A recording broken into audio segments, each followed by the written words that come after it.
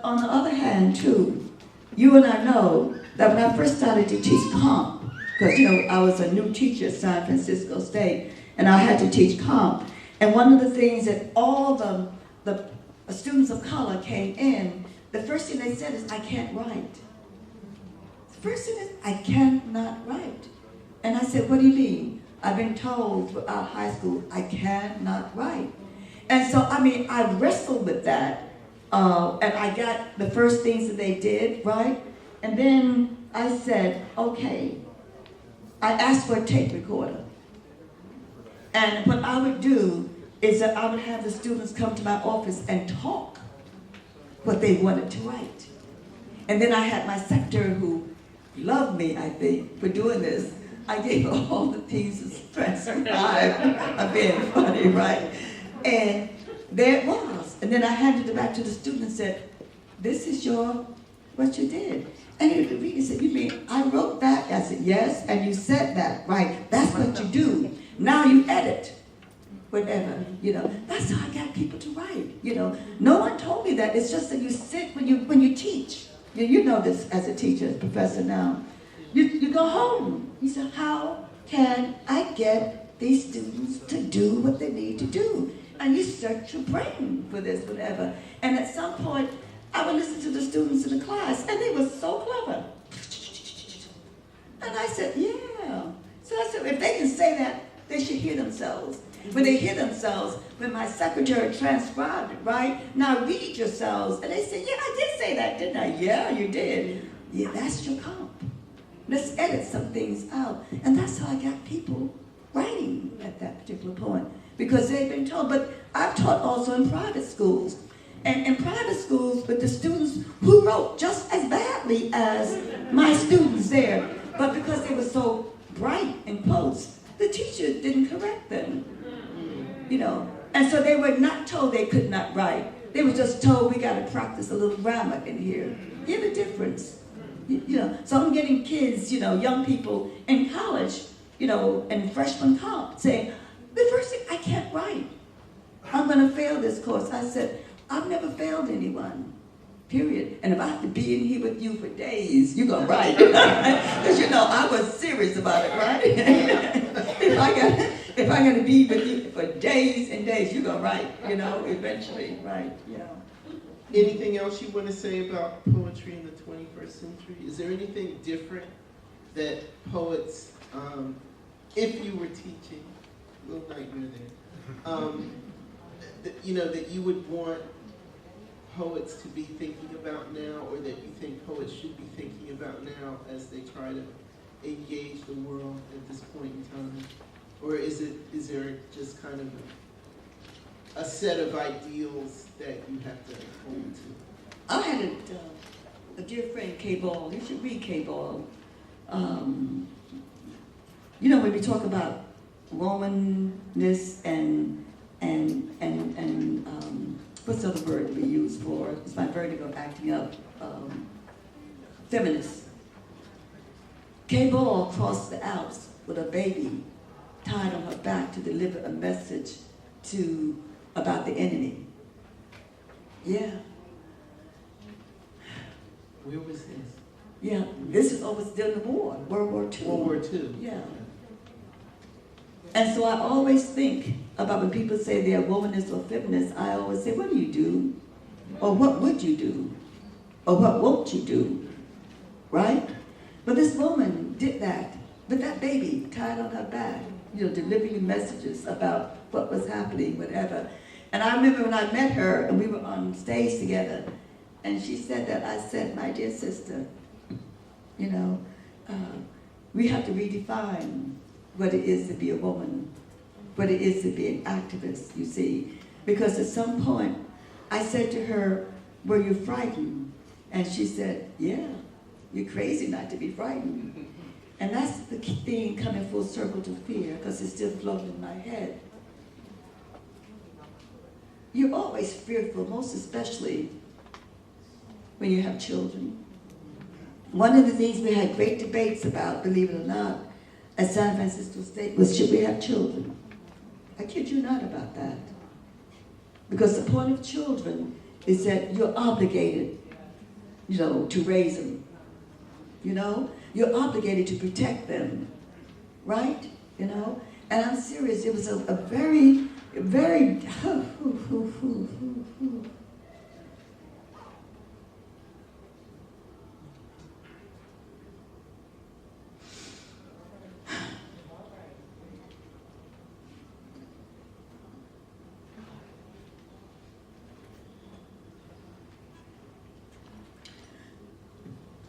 But part of being an activist and part of teaching poetry, I used to say constantly, I don't know if you remember, you don't have to be like me.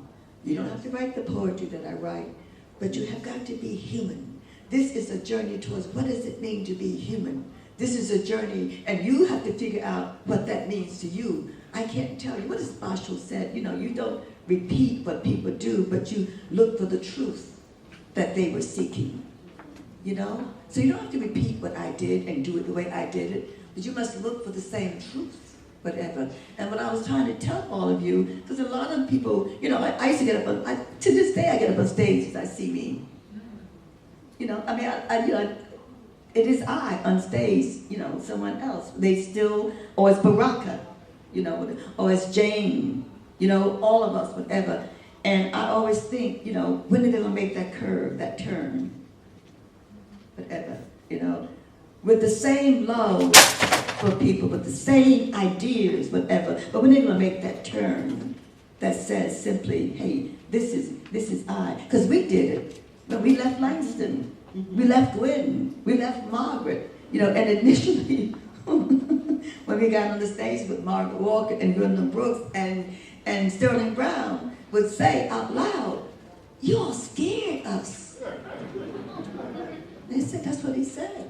He said, you scared us. You scared us. And Arthur P. Davis, who did a similar essay on all of us, and he called us, in quotes, the poets of hatred. We all read it. No, listen. Yeah.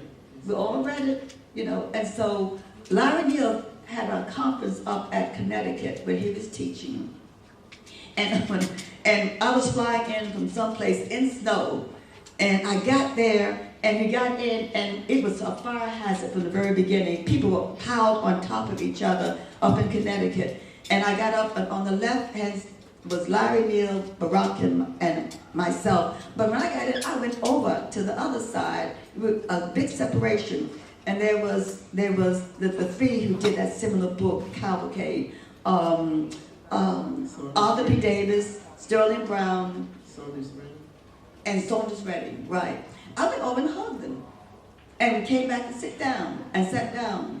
And Larry set it up for confrontation from the very beginning. So I know why Arthur P. Davis wrote what he wrote. But I would go to Howard University to give this major speech someplace. And I got there, packed with students who were like, whatever. And there was Arthur P. Davis sitting there, and I went, oops. I literally went, oops. Right. I gave my talk. And the people stood up, whatever. They sat down, but Arthur P. Davis was still standing. He said, my name is Dr. Arthur P. Davis. I've been a professor at Howard University for 40-some odd years, right? I wrote a similar essay on those young people, and he pointed to me. He said, but I was wrong. See, the test of a true scholar or a person aiming to be a human being is to say, I was wrong. Oh yeah. It takes a lot of courage to say, I was wrong, people. And he stood there, and the students who were so wise, because they knew Arthur P. Davis, having studied with them, some of them, stood up and clapped and applauded him. He said, I've never been applauded like that before, But they literally did that. Because the point is, this man said, they were right.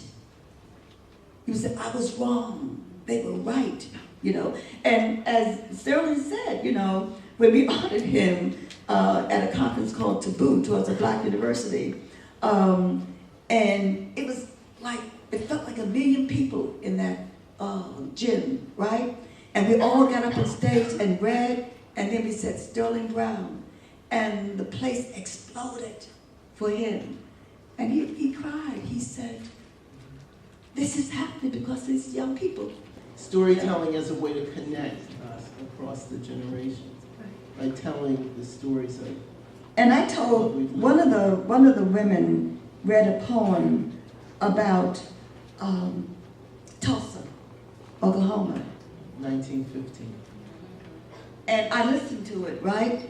And then I went on stage and I said, you know, I want to elaborate on what the young sister read. I said, I moved to a place called Philadelphia in 1976. I was invited to Tulsa, Oklahoma to give a talk in 1977. And I went there, and then they gave a reception for me at the mayor's house, you know. And I walked in, and I looked at the food, and because I'm a vegetarian, they had salads. That was my food, right? Salads, right? And I sat down, but it was this old black man sitting over there, just sitting. So I went over to him and said, would you like some food? And he said, yes. He said, I like it. He gave me. So this litany of stuff, and I came back with this full plate and drink, and he sat down, and he started to eat, and he looked at me from over his eyelids. He said, you sure is fiery. You know, and he said, ain't you gonna eat? I said, well, I'm tired of salads, right? I'm gonna wait. Then he said, but I bet you don't know what happened here. So I leaned back on my eyes, expecting for him to tell me what was happening here. And he didn't say a word. So I said, well, what happened? He said, that's for you to find out. So I'm really annoyed. I'm saying, now I have spent all this time, you know, here, feeding you, talking to you, doing all this stuff, and you are not. But he had a reason. So I get back home, and I called somebody at the library there. And they said, we don't have blah, blah, blah. I said, what are you calling the library at Temple for? Your library. I went upstairs, and sure enough, on the NWCP, Tulsa, Oklahoma. Right. And I sat there and read that and cried. I cried. So, but I got his telephone number, right? I dialed the phone, you know, from my study, and I said, hello, Mr. Lee. He said, yes. I said, this is Sister Sonia Sanchez. He said, oh, yes, yes, daughter. I said, and I went boom, boom, boom, boom. He said, yes. I said, that's what happened. He said, yes. Then he said, goodbye. I thought we were going to have a long line of conversation, and he's going to tell me how smart I was and how proud. Goodbye. You know, no, like, call me back. You know, like, let's talk forever. Whatever. But I pushed that right into that class because we always did the Red Summers. And I just mentioned Tulsa, Oklahoma. You know, whatever, but never mentioned what happened because I didn't know what happened. I knew what happened in other places, you know, when children would come home from school, they threw them in buildings and they nailed it shut and burned them. I thought that was horrific, you know, but I didn't know about Tulsa, Oklahoma. And so I talked about that, but I said, what's even more interesting than the dropping the bombs? I said, do you know that they put those people in what I call the first concentration camps for black folks? And if you wanted to get out, you had to have a green card to get out. Can you imagine? That happened here in America at that particular time. And people need to understand that. So coming full circle, you think you're free. You know, I said last night, I said every time they kill a child in this country, black, white, green, purple, blue, we need to shut down. Shut down the bloody government. Shut it down so you don't kill our children. You do not kill our children. You do not kill our children. No, just going out for 1 week in the street will not stop it. You can't do it. These are our children. Right. All those are our children. You can't do it. And how dare you want to kill children? You know, what is the point of killing children? I know the point. I'm being rhetorical. But what is the point of killing these children? Whatever. So yeah, one of the things, my dear sister, although I said you have to be a good writer when you say you study with me, right? You have to be as moral and as humane and as human as you can be. And I said, if you ever want to begin that whole idea of being an activist, call me up. You know, I didn't say you had to do this. You can't do that with people, you know. But I said when you are ready, because America will make you ready. It will kick you in the ass. You said, wow, look at what I got. America said, you're fired. Oh yeah, I've seen that happen. whatever, you know. But the point is that then I'm willing to sit down and have a conversation. How do we do this? And why do we do this? And what is this truly all about? Right, you know. And how then is it possible for us to be seditious? We need to teach. I went to a school in Detroit when they were having difficulties with some things that I went in to teach. And I was on stage doing a program that was going well. And this young man was being brought in by a teacher, and evidently he had been reprimanded for something because he made a lot of noise. You know how people make noise sitting down, and he stopped mumbling. But I'm on stage ignoring him, like that's not happening. But you can feel it. And then he started saying, you know, where's fuck?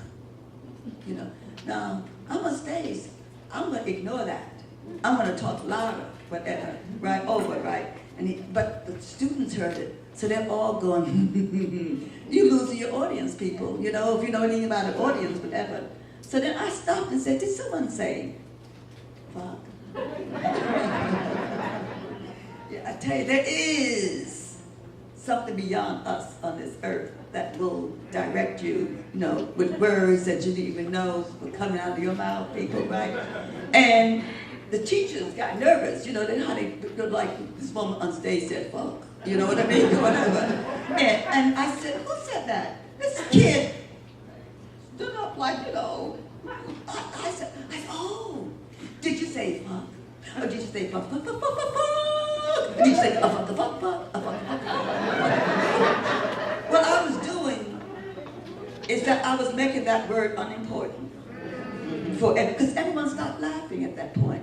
See, the kids say, there's something going on here. These are wise people, children. You know what I mean? You know. But it didn't have the power anymore. Because once you sing it, once you hum it, once you dance it, once you do everything, what is it? Nothing. It's just another word, whatever. Period, whatever. But you cannot leave that kid like that.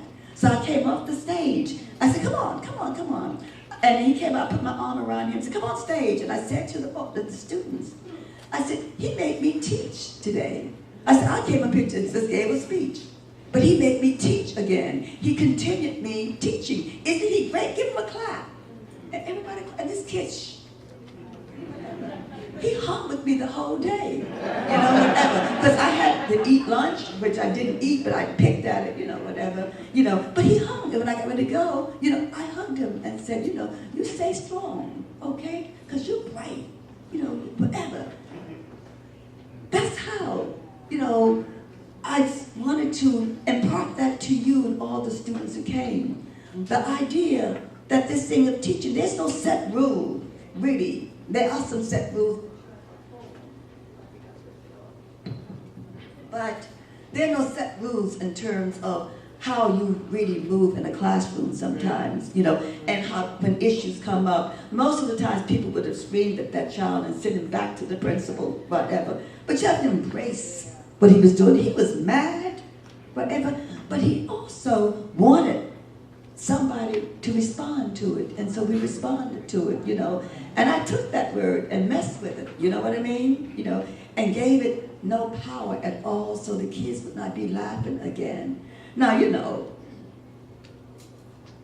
as I said in Nzadi, that I don't curse anymore, but I swear, these are some motherfuckers running this country.